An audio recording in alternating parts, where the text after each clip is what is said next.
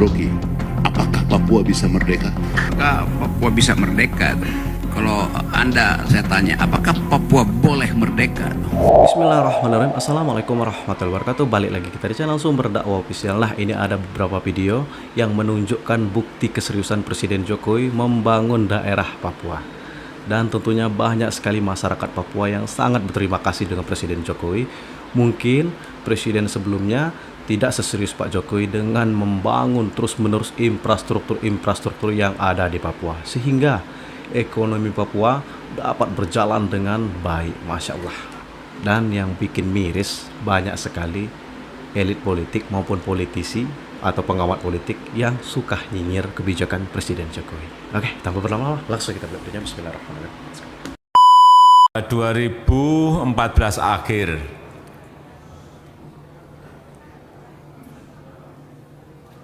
satu setengah bulan setelah saya dilantik, saya langsung terbang ke Papua.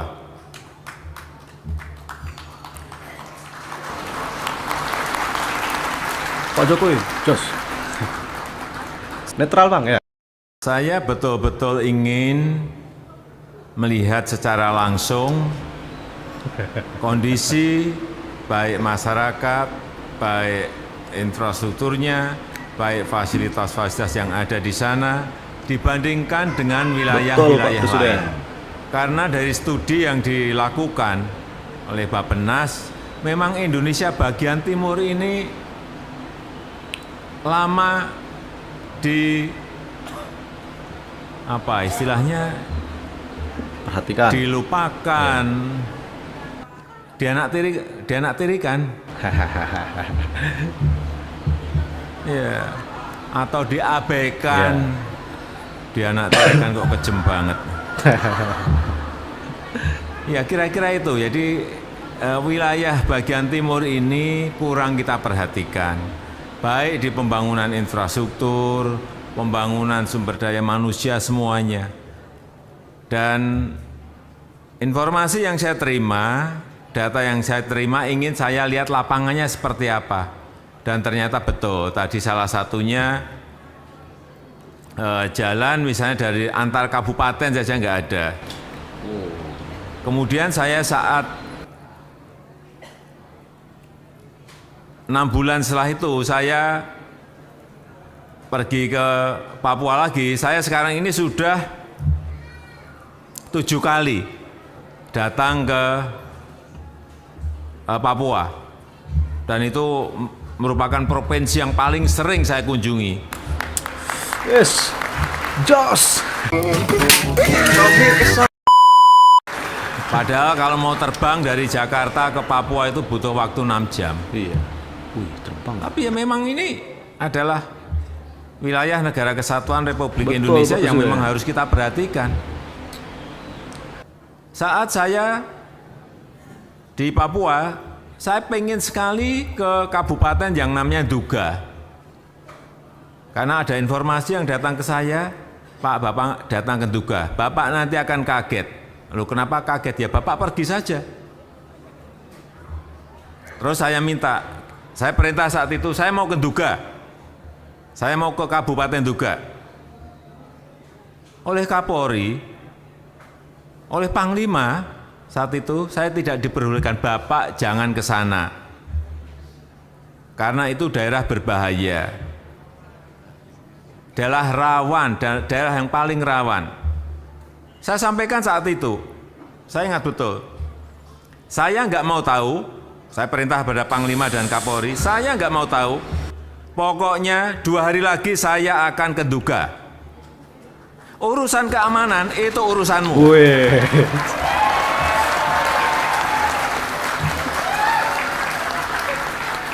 Saya mau terbang ke sana. Betul. Saya terbang ke sana naik helikopter karena memang nggak ada jalan daratnya. Saya naik heli. Saya ke Jayapura, dari Jayapura ke Wamena, dari Wamena baru naik heli ke Duga. Saya yakin tadi siapa tadi yang dari Papua tadi? Orlando. Orlando mana tadi? Orlando mana? Pernah ke Duga? Ngaku aja, pernah ke Nduga? Nah, belum kan? Belum pernah. Ya karena memang dari Wamena saja mau ke Nduga itu butuh waktu 4 hari berjalan di tengah hutan. 4 hari 4 malam. Kalau bilang sudah, saya cek benar. Untungnya bilang belum. Dan saya percaya, setelah saya sampai di Nduga, saya ke sana dengan Bu Jokowi.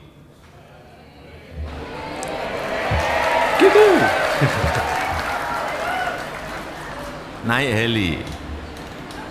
Begitu turun di Nduga, ketemu Bupati, Pak Bupati.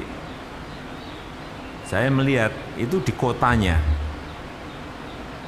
Kantor kabupaten ada di situ. Saya lihat kok nggak ada orang, satu orang pun. Di tengah hutan ada wilayahnya. Saya tanya ke Bupati, penduduknya di sini ada berapa? Pak Bupati menyampaikan ke saya, Pak Presiden, di sini ada, saya ingat, 129.000. Mana satu aja nggak ada ngomong 129.000. Bener ada, betul Pak. Itu distriknya ada di tengah-tengah hutan, Pak. Kalau Bapak mau ngecek silahkan. Pak Bupati ini pintar, pasti saya nggak ngecek gitu. Kira-kira berjalan dari sini ada yang 8 jam, ada yang 12 jam. Ya dia udah nyangka pasti saya nggak akan mungkin jalan. Ya, oke saya percaya. Tapi yang perlu saya sampaikan di sini adalah di Kabupaten Nduga itu aspal 1 meter saja tidak ada. Inilah yang menyebabkan saya sedih sekali. Dan saat itu saya perintahkan agar jalan dari Wamena ke Nduga itu segera dibangun dan dikerjakan. Dan tadi saudara-saudara sudah melihat hasilnya tadi. Untuk membuka isolasi saudara-saudara kita yang ada di sana. Membuka dulu. Sebagian sudah diaspal, sebagian belum. Tapi paling tidak kendaraan bisa lewat, mobil bisa lewat, trail juga bisa sampai ke sana. Itu. Dan sekarang 4-6 jam lah dari Wamena ke Nduga sudah bisa dilalui. Saya sudah nyoba separuhnya.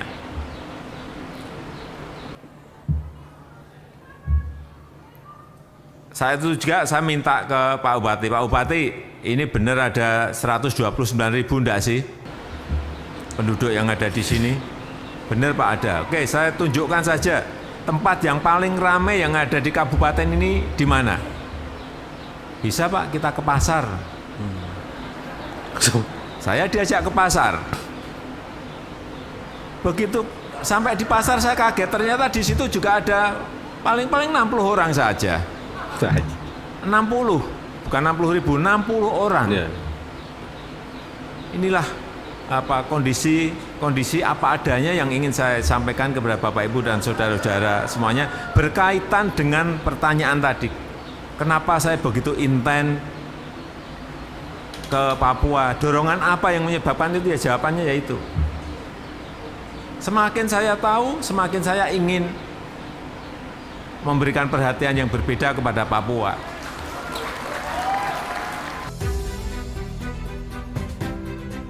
Sebelum ada jembatan kan kita pakai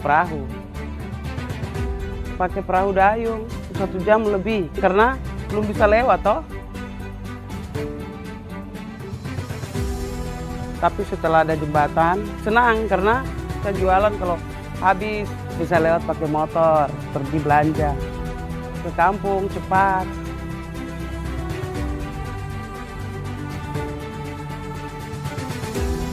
Masyarakat sangat mendukung sekali adanya jembatan ini. Masyarakat senang sekali. Bapak-bapak dan mama anak-anak yang sekolah tidak seperti dulu kita pakai dayung di perahu taruh ke sana. Sekarang ya sudah enak toh, ada proyek pelangganan untuk jembatan.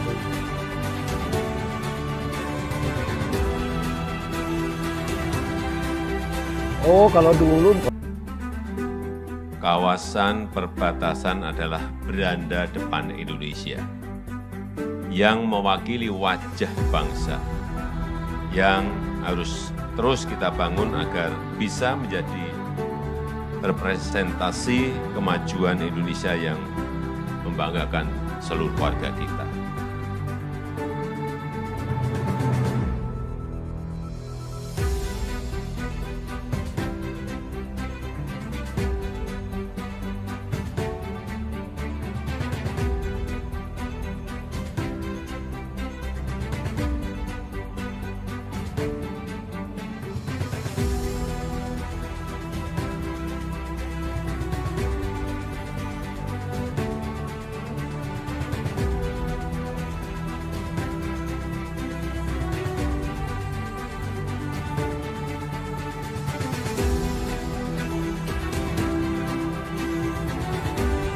Pos lintas batas negara Republik Indonesia Papua Nugini Perdenskow ini sebelumnya pos lintas batas ini yang tadi yang biasa-biasa jadi luar biasa, di mana bangunan ini sangat megah, menjadi gerbang, menjadi beranda depan, menjadi pintu rumah Indonesia. Karena memang selama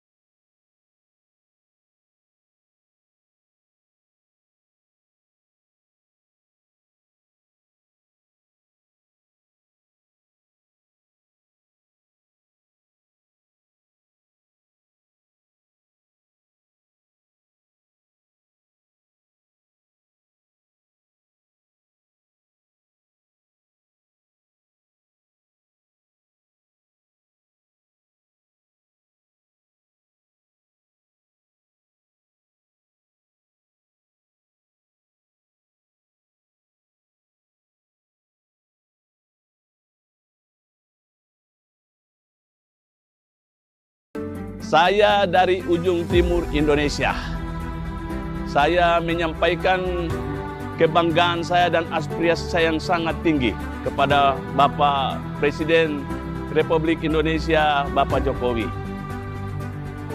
Karena Bapak telah membuat yang terbaik untuk Indonesia.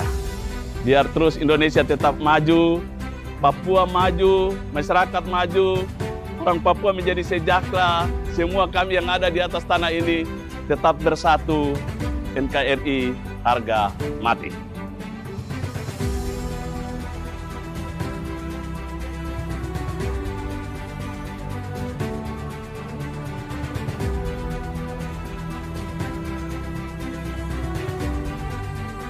Kehidupan kita sehari-hari itu mulai dari jam 5 ke atas itu sampai pagi itu gelap gulita. Pokoknya jam 5-6 kita sudah pada tidur semua. Karena kita mau jalan kali kegelapan. Nah, mungkin kita aktivitas itu mungkin siang aja. Termasuk saya sendiri juga ingin harus ada terang. Akhirnya saya pulang ke Ampas. Akhirnya bagaimana jalur ini saya mau dapat di mana? Ada bilang cek saja di kabupaten itu ada kantornya. Saya ke sana, saya tanya bisa. Dari Bapak saja, yang penting ada cerah untuk bisa dibangun. Apa ini tempatnya? Bapak bersedia, kami bangun. Akhirnya saya menyurat.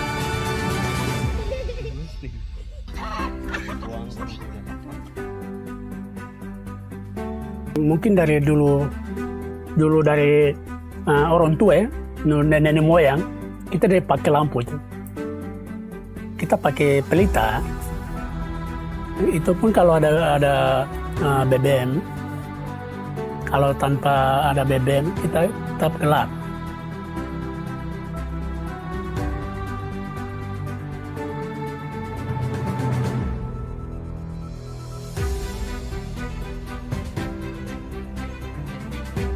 Dengan pelita kita belajar mata pedis, sakit, kena asap, mata merah.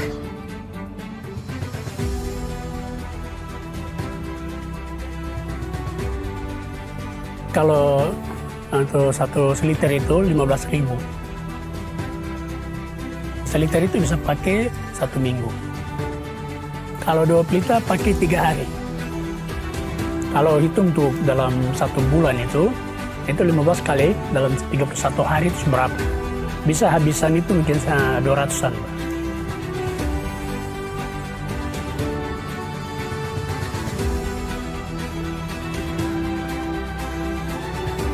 Akhirnya tidak sia-sia juga. Artinya petugasnya dikirim dari pusat. Mau dibangun barang ini lampu. Tidak sia-sia lagi, datang langsung tempatnya yang saya sudah kasih. Dibangun selama 1 tahun. Setelah itu baru dicoba 84 kepala petang. Semua dipasang. Joko penampungan media. Dinyalakan luar biasa. Saya jadi operator, mulai lampunya dibangun, saya diambil langsung. Lampu jalan sama lampu rumah dipasang, saya yang pasang. Sampai selesai. Saya disuruh bertanggung jawab selama lampu ini berjalan. Sampai sekarang saya dijaga sama masyarakat.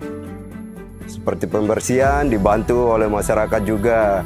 Tidak pernah saya sendiri, dibantu bersihkan dalam shelter, semuanya. Saya digaji dari iuran warga, saya dapatnya.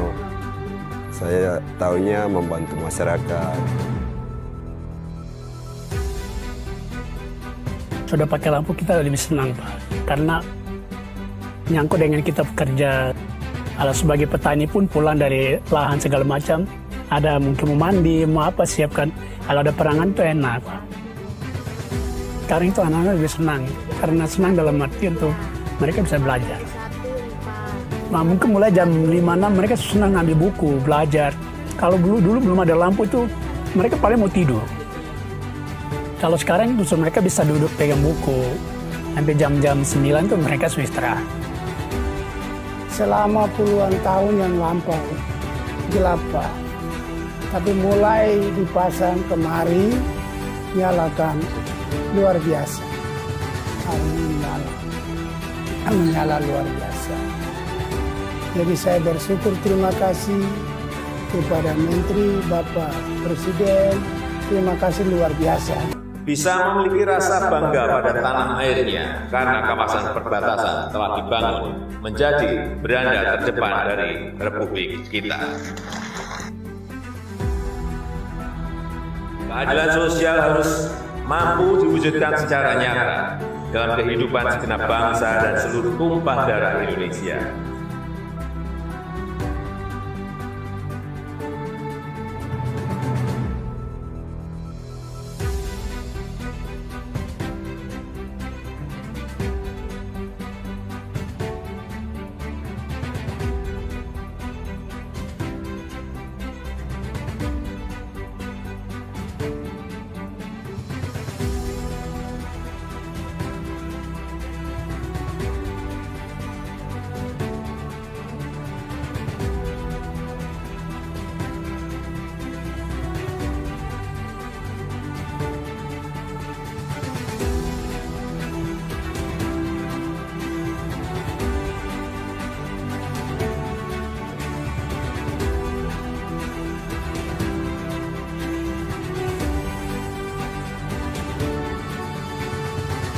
Kita diamanahkan dari Presiden bahwa Kementerian PU membangun venue-venue sebagai penunjang prasarana sarana PON Papua 20. Untuk di Kampung Harapan sendiri, pertama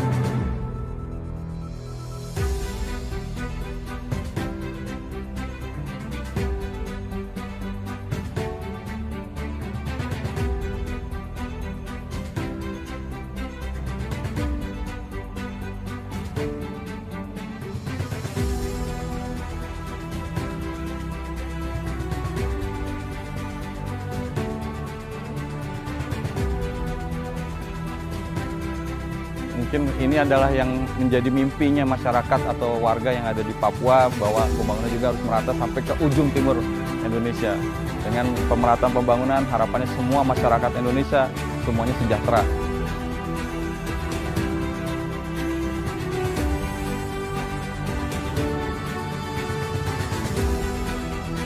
Saya yakin Papua bisa menyelenggarakan PON. Untuk bangunan-bangunannya sangat bagus, bentuk dan desainnya. Bangga karena Papua bisa menjadi tuan rumah untuk penyelenggaraan PON. Banyak perubahan jalan yang diperbaharui, diperbaiki untuk lebih layak lagi untuk menyambut PON. Bahkan stadionnya dari luar terlihat baik dan indah sekali.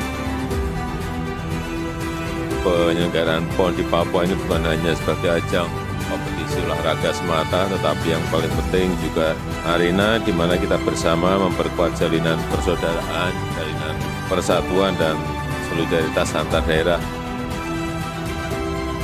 Ayo teman-teman yang di luar Papua, yang terutama untuk teman-teman yang atlet-atlet nasional. Mari datang ke Papua karena kami sudah siap untuk menerima teman-teman semua. Papua torang bisa. Torang bisa. Torang bisa. Torang bisa. Torang bisa. Torang bisa.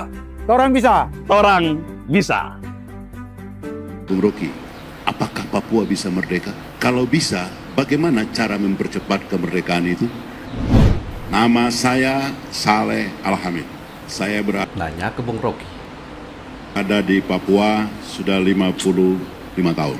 Tadinya saya datang ke sini, saya khawatir ada pertanyaan yang hukumnya haram untuk ditanyakan. Tetapi ternyata saya lihat tadi semua halal, bisa. Ada sensitif sebetulnya saya mau tanya. Tetapi tadi saya lihat ada yang menyinggung soal NKRI. Bung Rocky, nanti kalau Bung pulang ke sana, sampaikan kepada seluruh masyarakat Indonesia yang ada, bukan di Papua, bahwa yang berhak meneriakan NKRI harga mati cuma kami di sini. Yang di sana tidak. Kenapa? Karena kami lagi berada di lingkungan teman-teman kami yang ada meneriakan bukan NKRI harga mati. Saya punya pertanyaan singkat saja. Bung Rocky, apakah Papua bisa merdeka?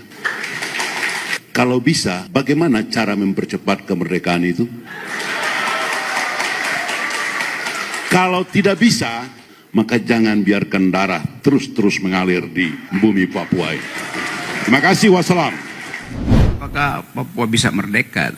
Kalau Anda, saya tanya, apakah Papua boleh merdeka? Boleh, tapi tidak bisa. Apakah Papua bisa merdeka? Bisa, tapi tidak boleh. Jadi dialektika itu yang menyebabkan Papua diberi otonomi khusus tanpa kejelasan. Karena soal tadi memang nggak jelas. Bisa merdeka tapi tidak boleh, oleh karena itu dikasih otonomi khusus. Boleh merdeka tapi tidak bisa karena akan di bail out lewat otonomi khusus. Kan itu soalnya. Jadi ini sogokan untuk tidak menjawab dua hal itu, bisa dan boleh. Pada akhirnya itu yang harus kita ingat. Tetapi bahwa ada prinsip self-determination yang diakui oleh PBB itu. Bikin aja kan. Jadi saya terangkan tadi bahwa kalau dikendalikan di kepala, pertanyaan bisa merdeka mbak? Kalau saya bilang tidak bisa, orang bertanya kenapa nggak bisa? Ya kan Anda bagian dari Indonesia. Oh iya, saya tahu bagian Indonesia. Tapi Indonesia tidak menganggap saya setara dengan rakyat dia yang lain. Maka ada alasan berikutnya, dalilkan sesuatu supaya jelas bahwa kenapa ingin berpisah, alasannya ABCD. Alasan pertama tentu adalah soal harga diri. Alasan kedua adalah soal disparitas. Alasan ketiga soal ditelantarkannya sumber daya ekonomi. Kalau tiga alasan itu diucapkan ke publik internasional dan publik internasional kasih angin soal itu, kasih angin artinya menganggap masuk akal, maka fasilitasnya tersedia, self-determination.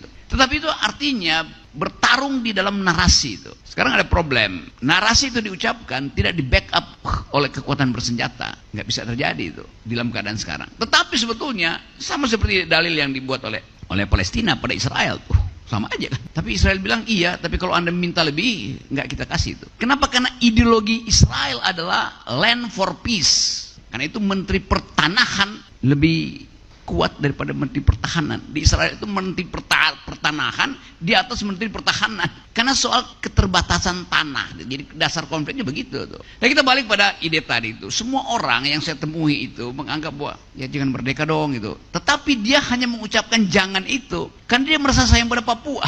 Sementara pemerintah menganggap bahwa Papua itu tidak boleh merdeka karena itu sumber daya pembiayaan ekonomi di masa depan. Nah ini yang saya bilang mesti dibuka tuh. Kenapa jangan merdeka? Ya karena rasa sayang segala macam. Oh iya, tapi kalau rasa sayang itu menghasilkan penderitaan dan yang menyayangi itu tidak mampu membail out penderitaan itu, maka dia nggak berhak untuk menahan. Sekali lagi saya terangkan ini dalam forum akademis yang sifatnya naratif ya, bukan yang kalau hal yang lebih dari itu kita rapat aja, bikin rapat. Jadi keinginan itu ada di situ tuh, sama seperti yang pemimpin berikutnya siapa kalau begitu? Ya kita nggak tahu siapa, yang penting ide itu tuh. Kita nggak pernah tahu apakah Nabi Muhammad menginginkan Abu Bakar diganti oleh Umar, nggak pernah ada persepakatan itu. Tetapi orang akan anggap bahwa oke, model dari Abu Bakar itu dilihat oleh Umar sebagai yang ideal. Maka diasumsikan kalau Abu Bakar itu mengidealkan Umar, pasti Umar mengidealkan Nabi Muhammad. Itu yang terjadi di kita juga tuh, dalam versi yang lain tuh, bahwa akan ada pemimpin datang dari tanah Papua. Kalau orang tanya, sebutkan sekarang, ya buat apa disebutkan? Kalau kemungkinan disebutkan itu justru membatalkan ide untuk merdeka, kan itu intinya. Jadi sekali lagi, posisi-posisi semacam ini mesti dibuka sebagai problem, jangan ditantang untuk bertanya kan. Dan saya juga nggak tantang untuk menjawab, karena ini pertanyaan kemanusiaan yang adil dan beradab tuh. Saya lebih menghargai kemanusiaan yang adil dan beradab daripada ide persatuan. Karena secara moral ya persatuan, tetapi menghilangkan aspek keadilan dan peradaban itu kan gak ada gunanya kan. Jadi poin itu yang saya mau ucapkan sebagai pertanggungjawaban konseptual saya untuk mengatakan bahwa bisa merdeka dan boleh merdeka dari perspektif teman-teman di situ. Nanti Rocky Gerung ditangkap polisi, ya saya terangkan nanti bahwa saya bicara ini di kalangan akademis itu, soal-soal semacam itu. Dah pokoknya statement Bung Rocky yang terakhir tadi sangat berbahaya sekali. Tulis ya kalau komentar, itu sangat berbahaya sekali untuk persatuan Indonesia. Ini lebih ke ujaran kebencian, lebih ke perpecahan bangsa, sangat berbahaya sekali. Dah pokoknya selalu cerdas, jelas Presiden Jokowi sudah menunjukkan keseriusan beliau. Karena hanya di era Presiden Jokowi itu Papua bisa maju seperti sekarang, terutama dalam segi pembangunan di infrastruktur Papua. Dan itu tidak bisa kita pungkiri, banyak sekali masyarakat Papua yang berterima kasih pada Pak Jokowi. Dan saya rasa tak ada masyarakat Papua yang berterima kasih pada Bung Rocky. Nah itu saja. Tulis di kolom komentar jika ada masyarakat Papua yang berterima kasih pada Bung Rocky. Dah saya akhiri, tetap jaga persatuan Indonesia. Jangan mau terpecah belah, jangan mau diadu domba oleh para elit politik. Anak Abah. Dan selalu waras, selalu berpikir positif. NKRI harga mati. Saya akhiri, wabillahi taufiq wal hidayah. Wassalamualaikum warahmatullahi wabarakatuh.